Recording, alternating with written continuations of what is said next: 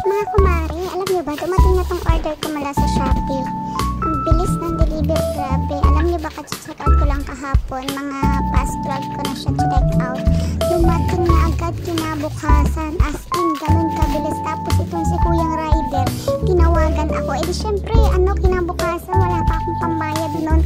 Sabi ko kay Kuya, pwede po bang next, bukas mo na lang i-deliver kasi hindi pa ako nakapag-withdraw. Ganun kabilis as in. So, next day na niya ulit dineliver sa akin.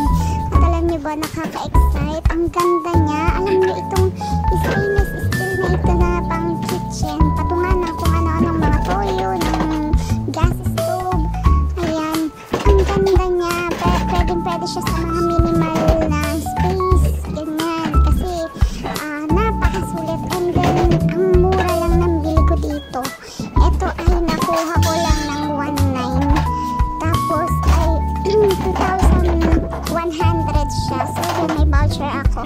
And then, stainless steel ito mga mare. Yung sa tricycle, yung ganun. Galvanized. Hindi siya kinakalawang. As in, ang ganda. Kaya nga lang, medyo nakakabobo itong gawin. Alam niyo yun, wala akong nakitang walang manual na kasama dito sa aking box. Nga lang ang pinagtataka ko, bakit walang manual? Eh dun sa iba naman, nagkita ako ng manual. So yun, as in, isip ko lang talaga, pinagana ko yung utak ko kung paano ito bubuuin. As in talagang, nag-free pa na gloves. Hindi ko alam po anong gagawin ko dito. Ang hirap niyang buuin. As in, umubos ako ng isang oras para buuin ito.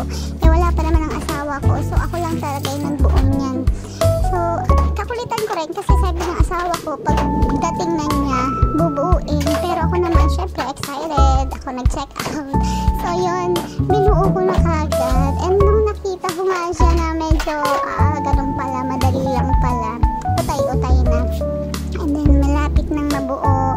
Kailangan nyo lang talagang pahigpitan yung mga tornilyo. Ayan, ganda, hirap na ako sa bubuo. Pero ang ganda ng kinalabasan, grabe. At ito na nga, ang ganda-ganda niya. Yung sticker dyan, pwede niyang tanggalin yung